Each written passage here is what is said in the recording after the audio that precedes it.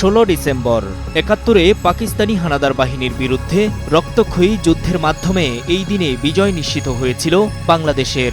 শেষ সময়ে মিত্রবাহিনী হিসেবে যুক্ত হয়েছিল ভারতের যোদ্ধারাও। দিনটিকে তাই উদযাপন করে প্রতিবেশী ভারতও।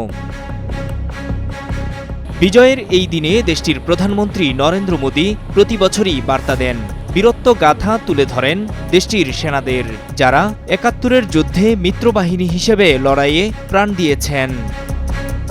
কিন্তু বিজয় দিবসের বার্তায় মোদী কিংবা দেশটির প্রেসিডেন্ট কেউই উল্লেখ করেননি বাংলাদেশের স্বাধীনতা সংগ্রাম কিংবা মহান বিজয়ের কথা।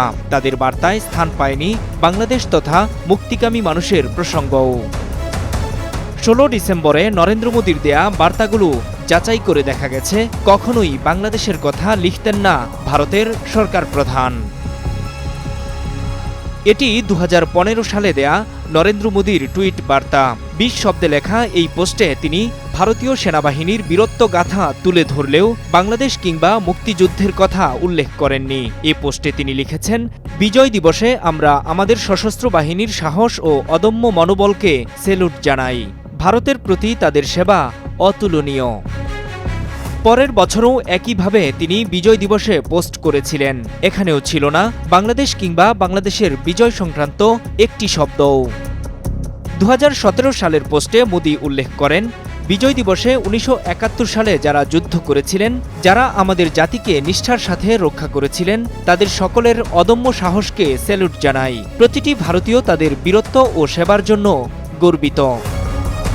এরপর 2018 ও 2019 সালেও একইভাবে বাংলাদেশকে বাদ দিয়ে বিজয় দিবসে পোস্ট করেন মোদী। 2020 সাল ছিল বাংলাদেশের স্বাধীনতার 50 বছর পূর্তি। সে বছর দিবসটি আরেকটু বিশেষভাবে পালন করে ভারতও। ওই বছর প্রেসিডেন্ট অব ইন্ডিয়া অ্যাকাউন্ট থেকে একইভাবে ভারতীয় সেনাদের আত্মত্যাগের কথা তুলে ধরা হয়। তৎকালীন প্রেসিডেন্ট রামনাথ কোবিন্দ, প্রধানমন্ত্রী নরেন্দ্র মোদী, এমনকি দেশটির প্রধান বিরোধী দলের নেতা রাহুল গান্ধীও একইভাবে বাংলাদেশকে এড়িয়ে বিজয়ের গল্প লেখেন। 2021 থেকে 2025 প্রতি বছরই পোস্ট দিয়েছেন নরেন্দ্র মোদী। এবছর বার্তা দিয়েছেন প্রেসিডেন্ট দ্রৌপদী মুর্মুও।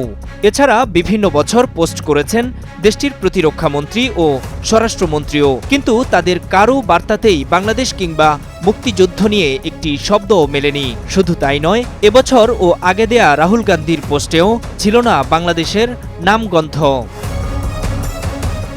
বিষয়টি নিয়ে প্রতিবারের মতো এবারও সামাজিক যোগাযোগ মাধ্যমে ক্ষোভ প্রকাশ করেছেন নেটিজেনরা। তাদের প্রশ্ন, বাংলাদেশের মানুষের কাছে যে বিজয় অমূল্য ও বীরত্বের, সে দিনটিকে কেন কালের পর কাল ধরে নিজেদের একক বিজয় বলে দাবি করছে ভারত?